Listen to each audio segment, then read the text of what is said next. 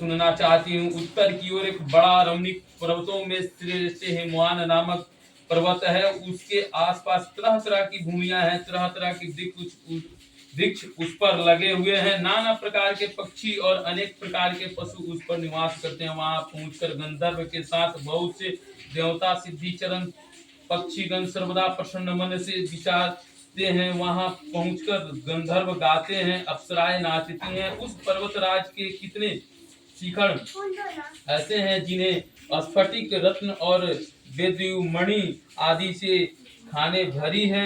यह पर्वतों ऊंचा तो इतनी अधिक है मात्र है कि मित्र के घर के समक्ष आकाश का स्पर्श किए रहती है। इसके समस्त शिखर सदैव हिम बर्फ से वो आच्छादित रहते हैं और गंगा जल की ध्वनि सदा सुनाई देती रहती है। हे पार्वती, तुमने बाल्यकाल में उसी पर्वत पर तपस्या की थी। 12 वर्ष तक तुम उल्टी लटक कर केवल धुआं पीकर रही। 64 वर्ष तक तुमने सूखे पत्ते खाकर रही। माघ की मास में तुमने जल में बैठी रहती थी। बैसाख की दोपहरिया में पंचांगी तापती रहती थी। श्रावण महीने में जल बरसता तो तुम भूखी प्यासी रहकर मैदान में बैठी रहती थी। तुम्हारे पिता इस तरह के कष्ट सहन को देखकर बड़े दुखी हुए, चिंता में पड़ गए कि मैं अपना कन्या किसको दूं। उसी समय नारद जी वहां आ पहुंचे। मुनि श्रेष्ठ नारद उस समय तुम्हें देखने गए थे। नारद जी को देखकर गिरिराज अर्धपाद आसन आदि आप पहुंचे। मुनि श्रेष्ठ नारद जी उसी समय नारद जी को देखकर गिरिराज अर्धपासन आदि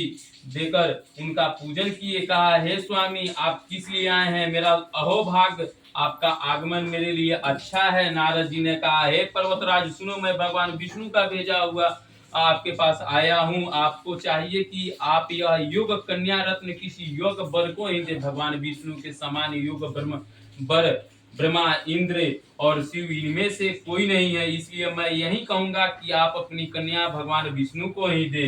हिमवान ने कहा, भगवान विष्णु स्वयं मेरी कन्या ले रहे हैं और आप यह संदेश लेकर आए हैं तो मैं उन्हें अपनी कन्या अवश्य दूंगा। हिमवान की इतनी बात सुनकर नारद मुनि आकाश में विलीन हो गए। वे पीतंबर शंख चक्र गदाधारी भगवान विष्णु के पास पहुंचे। वहां हाथ जोड़कर नारद जी ने भगवान विष्णु से कहा, हे देव सुनिए, मैं आपका विवाह पक्का कर दिया हूँ। उधर हिमवान पार्वती के पास जाकर कहे कि हे पुत्री, मैंने तुम्हारा भगवान विष्णु को दे डाली।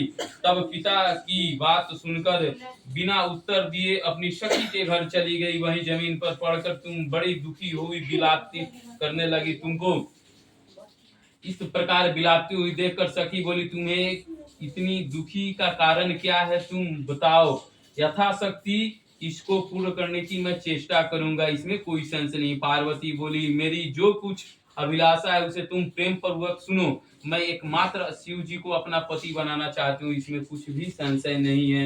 मेरे इस विचार को पिताजी ने ठुकरा दिया है, इसलिए इससे मैं अपनी शरीर को त्याग दूंगी। पार्वती की इस बात को सुनकर सखियों ने कहा कि शरीर का न त्याग करो, चलो किसी ऐसे वन के चले जहाँ पिता को पता न लगे।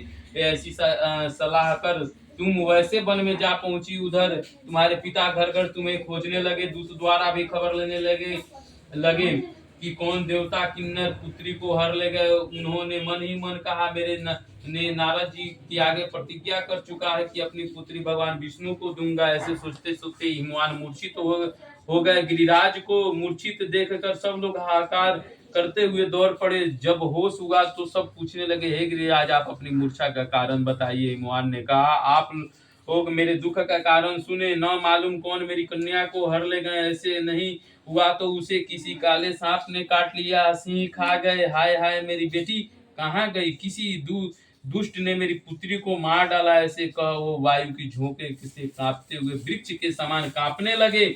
इसके बाद हिमवान तुम्हें वन वन खोजने लगे। वह वन भी सिंह, बालू, हिंसक जंतुओं से बड़ा भयानक हो रहा था। तुम भी अपनी सखी के साथ वहां वन में चलती चलती एक ऐसे जगह पहुंच गई जहां नदी बह रही थी।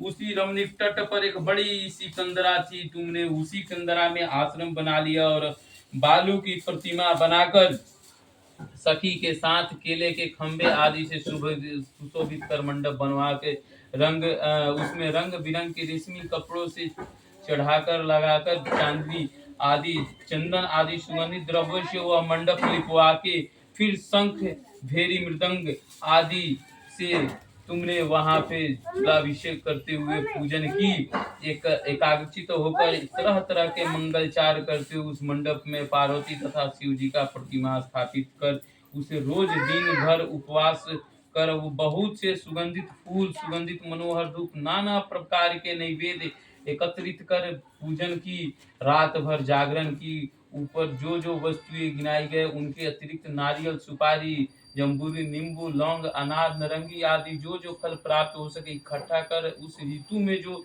फल तथा भी फूल मिल सके उसे विशेष रूप से रख के उसके बाद धूप दीप नैवेद्य पूजन कर प्रार्थना करे। हे शिव, शिव रूपनी, हे मंगल, हे सब अर्थों में देने वाली, हे देवी सुनो तुमको नमस्कार है। हे शिव रूपनी आपको सदा के लिए नमस्कार है। हे ब्रह्म रूपनी आपको नमस्कार है। हे जगत धात्री आपको नमस्कार है।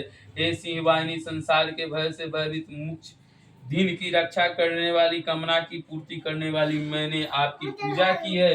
हे पार्वती मुझे राज्य दो, सौभाग्य दो, मुझ पर प्रसन्न हुए। इन्हीं मंत्रों से पार्वती तथा शिव जी की पूजा करने तदंत से विधि पूर्वक कथा सुनने से ब्राह्मणों को वस्त्र व स्वर्ण आदि देने, इस प्रकार के कचित होकर स्त्री पुरुष दोनों एक साथ पूजन करे, फिर वस्त्र आदि जो कुछ हो सके संकल्प करे। हे देवी, जो स्त्री इस प्रकार पूजन करती है वो सब पापों से छूट जाती है, उसे 7 जन्म तक का सुख सौभाग्य प्राप्त होता है। जो स्त्री तृतीया तिथि का व्रत न करके अन्न भक्षण करती है और 7 जन्मों तक बांझ रहती है, उसको बार बार विधवा होना पड़ता है। वह सदा दरिद्र, शोक के शोकाकुल स्वभाव की, लड़ाकू, सदा दुख भोगने वाली और उपवास न करने वाली स्त्री अंतर में घोर नरक में जाती है। मांस हार करने वाले, बागनी, दही खाने वाली बिल्ली, मिठाई खाने वाले चींटी और कुछ खाने वाले मक्खी और तीज को अन्न खाने से सुगणी, फल खाने से बंदनिया, पानी पीने से जोक, दूध पीने से सांपनी, उस रोज सोने से अजगरनी, पति को धोखा देने से मुर्गी। इसलिए सभी स्त्रियां व्रत अवश्य करें। दूसरे दिन चांदी, तांबा अथवा बांस के पात्र में अन्न भरकर ब्राह्मणों को दान दें और पारण करे। जो स्त्री इस प्रकार व्रत करती है वह भगवान शिव के समान पति पाती है और वो जब वह मरने लगती है तो माँ पार्वती के स्वरूप हो जाती है। उसे सब प्रकार के सांसारिक भोग और सुजोग मुक्ति मिल जाती है। हरितालिका व्रत की कथा मात्र सुनने से प्राणियों को 1000 अश्वमेध और सैकड़ों वाजपेयी यज्ञ करने का फल प्राप्त होता है। ये देवी, मैंने यह सब व्रतों में उत्तम व्रत बतलाया जिसके करने से प्राणी सब पापों से छूट जाती है, इसमें कुछ भी संशय नहीं। इसलिए हरितालिका व्रत कथा यहाँ में की जय। महापति महादेव की जय। अयोध्या राम लला की जय। चढ़ा दी आरती वाला प्लेटों में फूल अक्षत थोड़ा डाल दिया। क्षेत्रे बौद्धावतारे नमातः वर्तमान हरितालिका व्रत कथायां पूजन कर्तव्येन हेतुर्थकं तथा श्रवणं कर्तव्येन हेतुर्थकं यज्ञान्त दक्षिणा कर्तव्येन अभिषेक शर्माहं ब्राह्मणं सांकृत गोत्रवर्णोऽहम् अभिषेक शर्माहं ब्राह्मणं पूजन